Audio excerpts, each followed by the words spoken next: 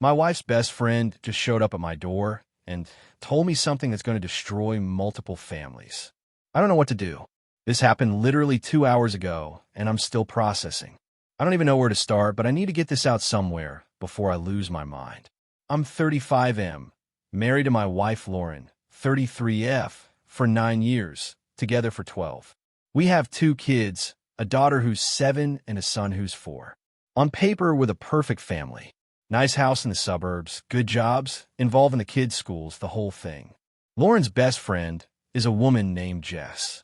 They've been best friends since college, like sisters basically. Jess is married to a guy named Ryan. They have 3 kids. Our families are super close.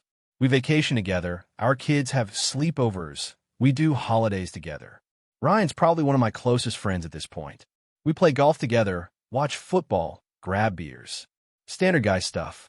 So today, I'm working from home. Kids are at school, Lauren's at her office.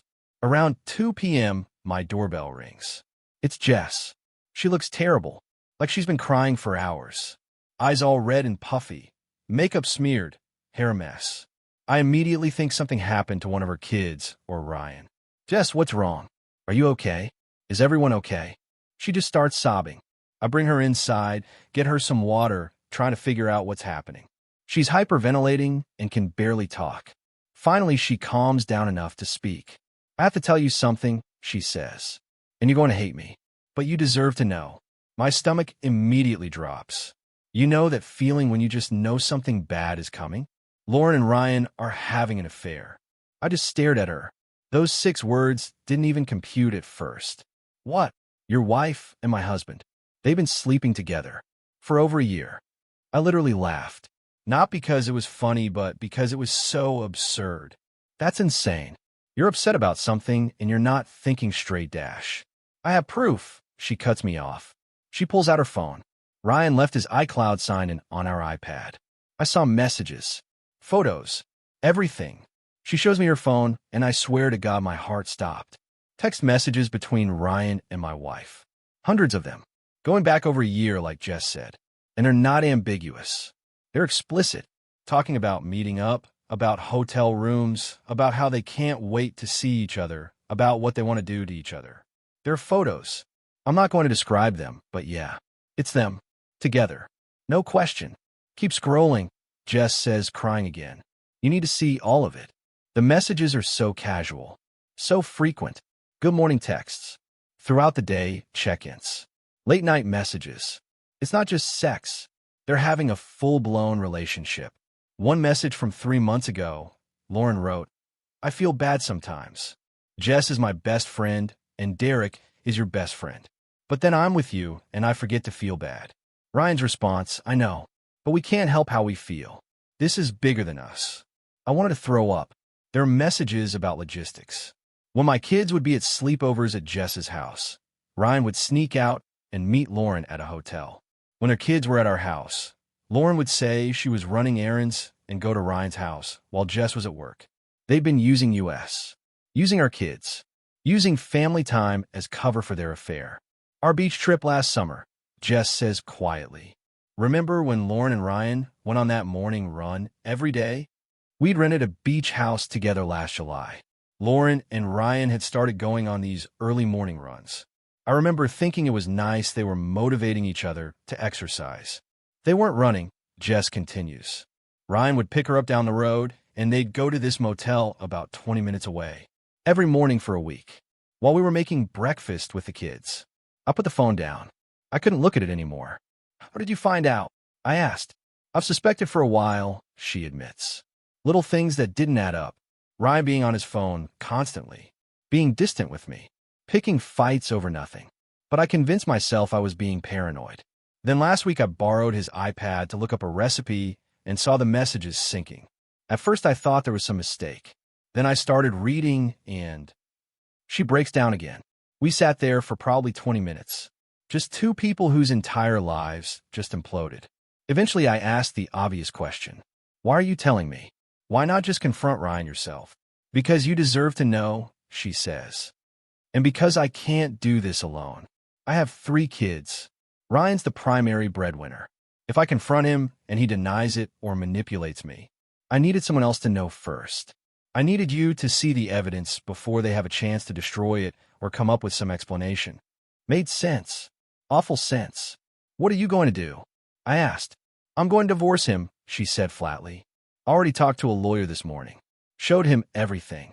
He said it's pretty open and shut. The affair is well documented. We're in an at-fault state, so it matters for things like alimony and custody. I'm filing papers next week. Does Ryan know you know? Not yet. The lawyer said to keep it quiet until I file. Don't give him time to hide assets or prepare. Just hit him with it. And Lauren? Does she know? No. I came here first. I wanted you to see everything before you talk to her. Before she can delete anything or make excuses. Smart. Jess is being really fucking smart about this, which makes me think she's been planning this moment for a few days. There's something else, Jess says, and somehow her voice gets even quieter. Something worse. How could there possibly be something worse? She scrolls to a message from about 6 months ago. Lauren wrote to Ryan, I can't keep living like this. I love you. I want to be with you for real. I think we should tell them. Ryan's response, not yet. The kids are too young. Derek would get primary custody of yours if you're the one who cheated and left. I'd lose mine too, probably. We have to wait until the kids are older. Then we can be together. My wife wanted to leave me. For Ryan. And the only reason she hasn't is because she didn't want to lose custody of our kids. I'm so sorry, Jess is saying. I'm so sorry. This is my husband. I brought him into your life. I encouraged you guys to be friends. I pushed for all those family vacations. This is my fault. It's not your fault, I said automatically, even though part of me did blame her, which isn't fair, but I'm not exactly thinking rationally right now. What are you going to do? She asked. Honestly, I had no idea. I still don't. Jess left about an hour ago. She made me promise not to confront Lauren until she's had a chance to confront Ryan. She wants to do it together tomorrow evening. She's going to tell Ryan she knows. I'm going to tell Lauren I know, and then I don't know what happens then. But sitting here now, knowing what I know, I don't think I can wait until tomorrow. Lauren gets home in 2 hours. Same time as usual. She'll walk through that door and smile at me and ask about my day, and I'll have to look at her knowing that she's been fucking my best friend for over a year. That she's been planning a life with him. That every family gathering, every vacation, every time the four of us hung out together, they were lying to our faces. The kids get home from school in an hour. I'm supposed to pick them up. How do I look at them knowing their entire world is about to fall apart? How do I act normal? I've been going through my own phone looking at photos from the past year, and it's making me sick. There's a picture from our daughter's birthday party in March. Lauren's sitting on Ryan's lap in this group photo we took. I thought it was funny at the time. Everyone was being goofy. Now I'm looking at where his hands are, where she's positioned, the way they're smiling at each other. There's photos from the beach trip Jess mentioned. Lauren and Ryan making breakfast together while Jess and I were still sleeping. Lauren and Ryan building sandcastles with all the kids. Lauren and Ryan at the bonfire one night sitting next to each other. All these innocent family moments that apparently weren't innocent at all. Christmas photos. Easter photos. 4th of July barbecue. They're in every single family memory we've made for over a year. I called my brother about an hour ago. Didn't tell him details, just said I was dealing with something serious and might need a place to stay with the kids for a few days. He said, of course, anytime, what's going on? I told him I'd explain later. I'm not thinking straight. Part of me wants to pack up the kids and leave today. Just go to my brother's and text Lauren that I know everything and she can figure out her own shit. Part of me wants to wait for her to get home and to show her the screenshots Jess sent me. She sent them all to my phone before she left and watch her try to explain. Part of me wants to call Ryan right now and tell him to stay the fuck away from my family. Part of me wants to pretend I never saw anything and just continue existing in this lie because dealing with the reality of it is too overwhelming. We've been together for 12 years, married for 9. We have 2 kids. We own a house together. Our families are intertwined. Her parents babysit our kids every Wednesday. My mom considers Lauren the daughter she never had. Our friends are couple friends, mutual people we've collected over the years. If we get divorced, it doesn't just affect us. It affects our kids, our families, our entire social circle. And it's not even just our divorce. It's Jess and Ryan's divorce, too. 2 divorces, 7 kids total between us, 2 families completely destroyed. And for what? Because they couldn't help how they felt. Because it's bigger than them. Fuck that. They made choices. Every single day, for over a year, they chose to betray their spouses, their best friends, their kids. Those weren't feelings. Those were actions. I keep thinking about specific moments. Like 3 months ago, Lauren said she wanted to renew our vows for our 10th anniversary next year. She brought home brochures for venues. She was excited about it. Was that guilt? Or was she planning to be with Ryan by then? Or 2 weeks ago when we were having sex, and she said she loved me. Was she thinking about him? Had she been with him that day? Or last week when Ryan came over to watch the game and we were talking about our fantasy football league and laughing at stupid jokes? Was he laughing at me? Thinking about how he's fucking my wife? God, I feel so stupid. How did I not see this? Were there signs I missed? Actually, yeah, there were signs. About a year ago, right when this apparently started, Lauren started doing things differently. She joined a gym, started wearing nicer clothes, got a new haircut, started wearing perfume every day, even to work. At the time, I thought she was just taking better care of herself, maybe going through some kind of self-improvement phase. She started being on her phone more, would take it to the bathroom with her, would tilt the screen away from me when texting, would get defensive if I asked if she was talking to. Our sex life actually got better for a while. More frequent, more adventurous. I thought we were going through like a second honeymoon phase. Now I'm realizing she was probably trying new things with him and then bringing them home to me. She started picking fights about nothing, getting annoyed with me over small things, being critical. I thought she was stressed about work. And Ryan, yeah, Ryan changed too. He started texting me more, wanting to hang out more. I thought he was being a good friend, making an effort to stay connected. Now I realize he was probably feeling guilty and overcompensating. The signs were there. I just didn't want to see them. My phone just buzzed. Text from Lauren. Running a few minutes late. Can you start dinner? Love you. Love you. I don't even know if I can respond to that. Actually, I just did. I wrote back, okay. That's it. Just okay. She sent back a heart emoji. A fucking heart emoji. I need to pick up my kids in 20 minutes. I need to act normal. I need to help with homework and make dinner and do bath time and bedtime routine and pretend everything's fine. But everything is not fine. Everything is very much not fine. Jess texted me too. Are you okay? I know this is a lot. I'm here if you need to talk. We're in this together. We're in this together. Me and my wife's best friend. United in betrayal by our spouses. What a fucking mess. I should eat something. I haven't eaten all day. But the thought of food makes me nauseous. I should call a lawyer. But I don't even know where to start with that. I should figure out what I'm going to say to Lauren. But I don't have words for this. Mostly, I just want to disappear. Just cease to exist for a while, so I don't have to deal with any of this. But I have kids. I have responsibilities. I can't just fall apart even though that's all I want to do. So I guess I'll go pick them up from school. I'll smile and ask about their day. I'll help with homework. I'll make dinner. I'll act like everything is normal. And then when they're in bed, I'll confront my wife about her year-long affair with my best friend. Jesus Christ. Update 4 hours later. I confronted her. I picked up the kids from school. Did the whole normal routine. They were happy and chatty, and I tried so hard to be present for them, but I felt like I was outside my body watching someone else pretend to be me. Lauren got home around 6:30. She kissed me hello. Kissed the kids. Started helping with dinner like everything was completely normal. After dinner, she gave the kids their baths while I cleaned up the kitchen. Normal routine.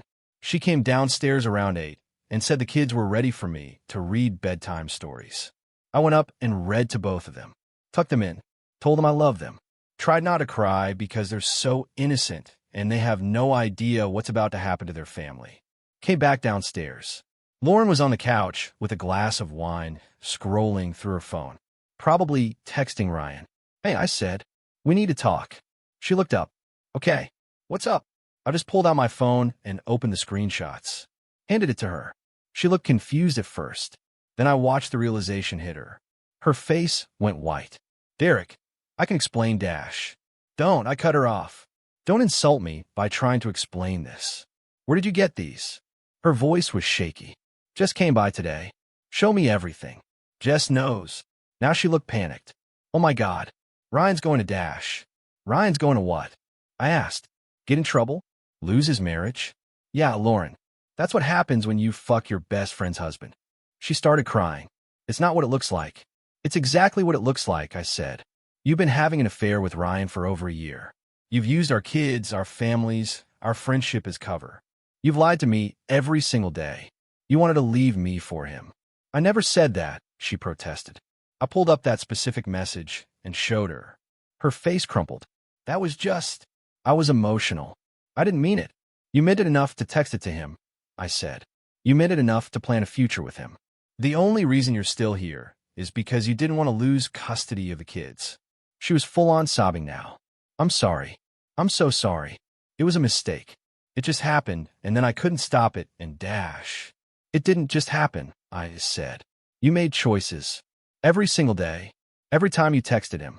Every time you snuck off to meet him. Every time you lied to me about where you were going. Those were choices, Lauren. I know, she cried. I know. You're right. I fucked up. But we can fix this. We can go to counseling. I'll never see him again. I'll do whatever it takes. Do you love him? She froze. Answer the question. Do you love Ryan? It's complicated. It's really not. It's a yes or no question.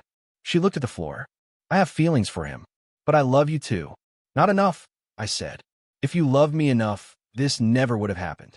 That's not fair, she said. People make mistakes. Marriages go through rough patches. We can work through this. This isn't a rough patch, I said. This is a year-long affair with my best friend. This is using her children as pawns. This is planning to leave me. This isn't something you work through. She was begging now. Full panic mode. Saying she'd do anything. She'd cut off all contact with Ryan. She'd be completely transparent. We could go to therapy. She'd make it up to me. I asked her when the last time was that she was with him. She hesitated. A few days ago. Before or after you texted me a heart emoji today. She didn't answer. Did you fuck him and then come home and kiss me hello? Tell me you love me. Please stop, she sobbed. I need to know, Lauren. How many times? How many times did you come home to me after being with him? I don't know, she whispered. A lot. Too many. I felt like I was going to be sick. I want a divorce, I said. No. No, please. Think about the kids. Think about our family. I'm thinking about the kids. They deserve parents who respect each other, who don't lie and cheat. I'm not staying in this marriage to model dysfunction for them. But we can fix this, she kept saying. Other couples survive affairs. We can too. I don't want to survive this, I told her. I don't want to spend years rebuilding trust. I don't want to wonder every time you're late coming home or on your phone if you're with him again. I don't want to see Ryan at every family function for the rest of my life. I just want out. We argued for another hour. She cried, I stayed cold. She begged, I refused. She tried every angle. The kids, our history, our families, the logistics of divorce. None of it mattered. Finally, I told her I was going to sleep in the guest room, and tomorrow we'd figure out a plan for telling the kids and separating. She needed to find somewhere else to stay because I wasn't leaving in my house. She's been texting me for the past hour, even though we're in the same house. Long messages about how sorry she is, how it was a mistake, how she'll never forgive herself. I'm not responding. I texted Jess to let her know I confronted Lauren. She said she's confronting Ryan tomorrow morning. Apparently, she wanted to do it when the kids were at school, so they wouldn't hear the fight. I also texted my brother and told him I'd be bringing the kids to stay with him this weekend. I need to figure out my next steps, and I can't do that with Lauren in the house. My lawyer. Yeah, I called one this afternoon after Jess left, said he can meet with me Monday morning. He said with documented evidence of infidelity, it should be pretty straightforward, especially in terms of custody. I'm lying in the guest room bed right now. This room used to be for visitors. Now it's where I sleep because my wife chose someone else. I can hear her crying in our bedroom. Part of me feels bad. Most of me feels nothing. Tomorrow I have to tell my kids that mommy and daddy are separating. I have to figure out how to explain that in a way that doesn't traumatize them, but also doesn't lie about what happened. I have to tell my parents, Lauren's parents, our friends, everyone we know. I have to figure out custody schedules and living arrangements and how to split assets and all the logistical nightmares of divorce. I have to somehow continue to exist in a world where my wife and my best friend destroyed everything. But tonight, I'm just going to lie here and try not to think about any of it. Thanks for reading, Reddit. I don't know what I'm looking for here. Maybe just to put it all down somewhere, so it feels less like a nightmare I'm going to wake up from. Because I'm not waking up from this. This is real. This is my life now. Fuck. TLDR. Wife's best friend showed up at my door and told me my wife has been having an affair with her husband, my best friend, for over a year. Showed me messages and photos proving it. I confronted my wife tonight. She admitted everything. I told her I want a divorce. 2 families with 7 kids total are about to implode. I don't know how to move forward from here.